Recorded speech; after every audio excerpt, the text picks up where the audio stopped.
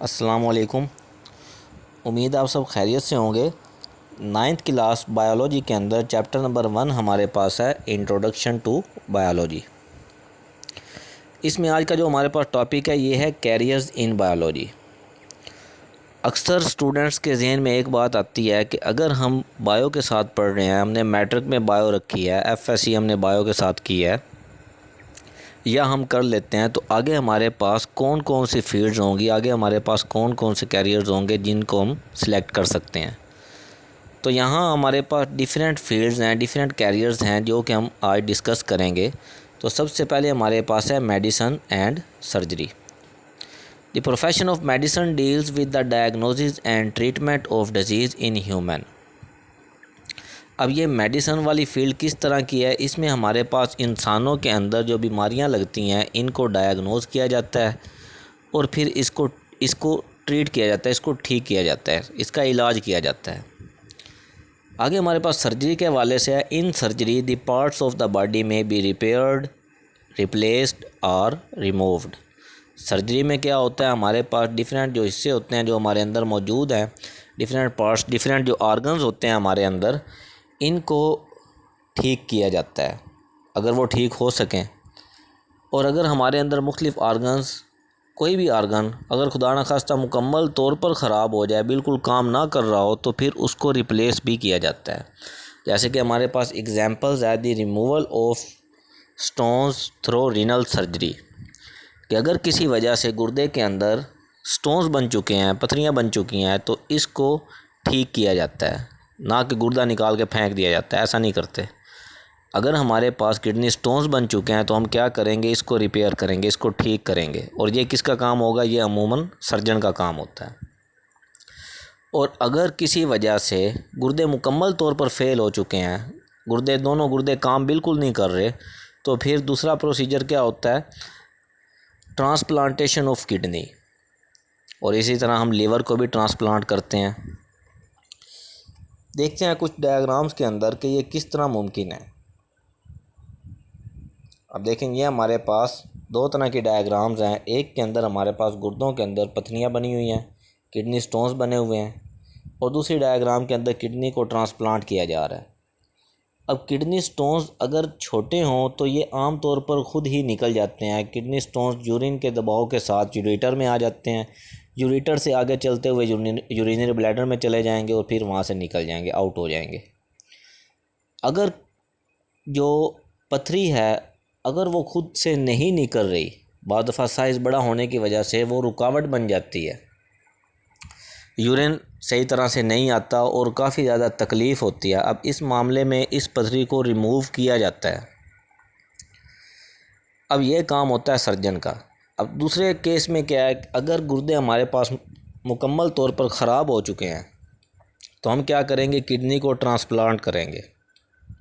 जैसे कि हमारे पास ये एक पेशेंट है, इसके पास ये दोनों गुर्दे जो इसके हैं, लेफ़्ट वाला भी और राइट वाला भी, ये दोनों इसके ख़राब हो चुके हैं।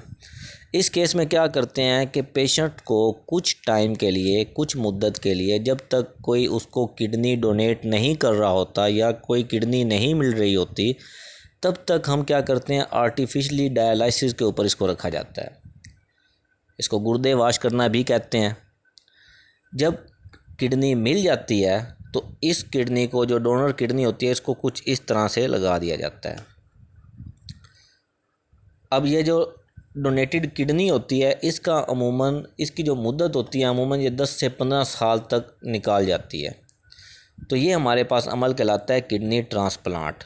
अब इस फील्ड में हम किस तरह से आ सकते हैं, इस MBBS और ये हमारे पास जो मेडिसिन और सर्जरी की जो फील्ड है, इस फील्ड को हम किस तरह से इख्तियार कर सकते हैं, देखते हैं ज़रा। Both these professions are studied in the same basic course MBBS and then students go for specialization। तो मेडिसिन और सर्जरी जो है ये बेसिक कोर्स MBBS के अंदर ही इसको पढ़ा जाता है और उसके बाद जो स्टूडेंट्स होते हैं वो स्पेशलाइजेशन करने के लिए चले जाते हैं।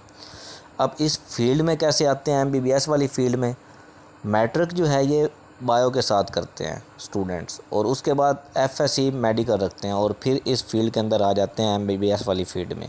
MBBS कंप्लीट करने के बाद फिर स्पेशलाइजेशन इसकी होती है। आगे हमारे पास जो फील्ड है ये है फ़िशरीज़।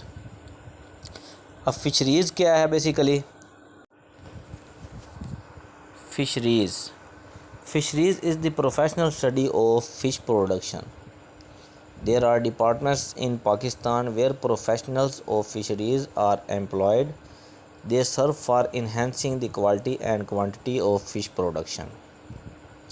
अब ये एक आर्टिफिशियल तरीका है, इसमें मछली के फार्म तैयार किए जाते हैं, फ़िश फार्म्स तैयार होते हैं और उनमें डिफरेंट स्पीशीज़ की डिफरेंट वैरायटीज़ की हमारे पास मछलियाँ मौजूद होती हैं।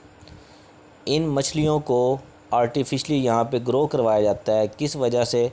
क्योंकि बढ़ती हुई पॉपुलेशन के साथ खुराक की किल्लत पैदा ना हो, इसके लिए हमारे पास जो फ़िशरीज़, ये जो इस फील्ड में काम करने वाले लोग हैं, ये इसकी पैदावार को बढ़ाते हैं। जैसे कि यहाँ पे आपको इस पिक के अंदर दिखाई दे रहा है, यहाँ पर ये आर्टिफिशियल फार्म्स हैं और इसके अंदर मछलियों की एक ख़ास मिक़दार मौजूद है।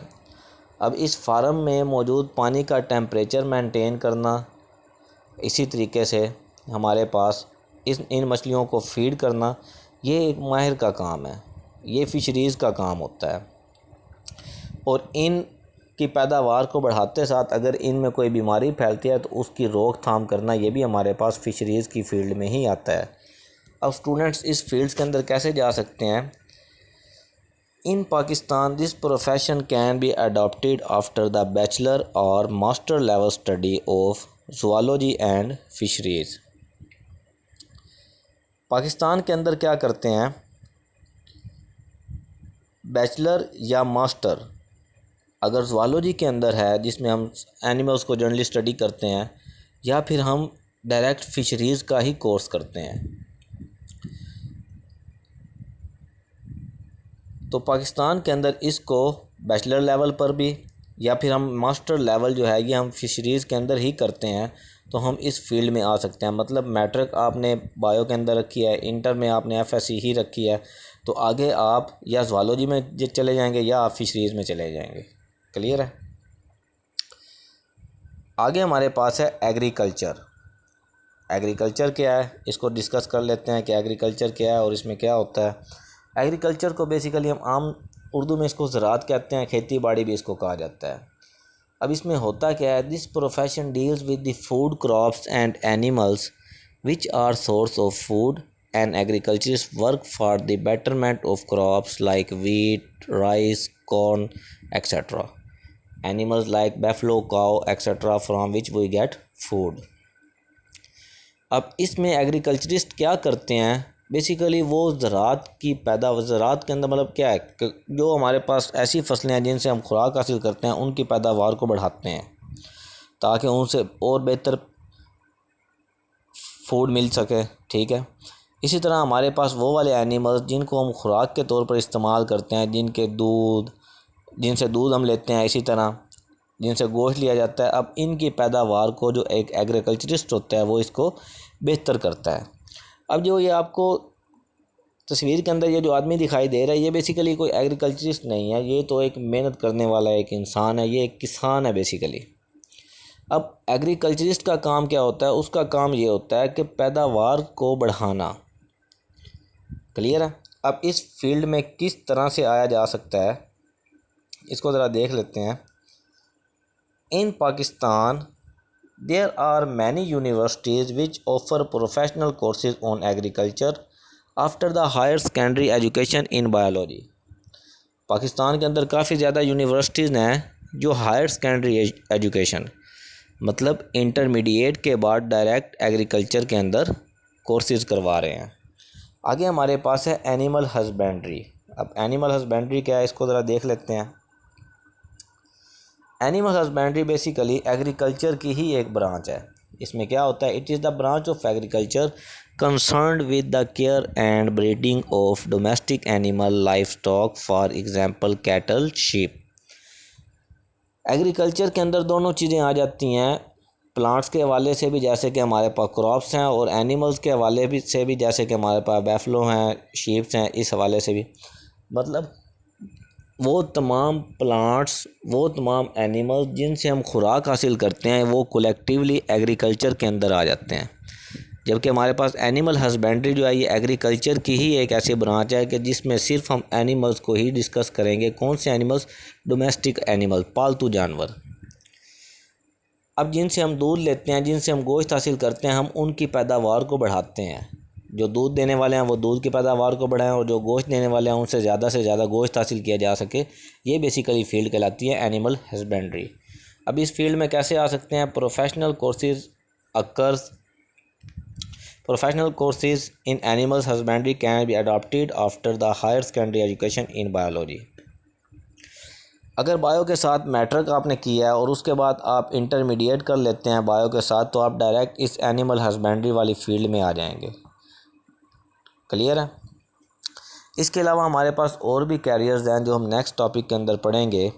ये हमारे पास आज के कुछ कैरियर्स थे जिनमें स्टूडेंट्स जो हैं वो अगर बायो के साथ आगे पढ़ना चाह रहे हैं तो वो इन फील्ड्स को अपना सकते हैं।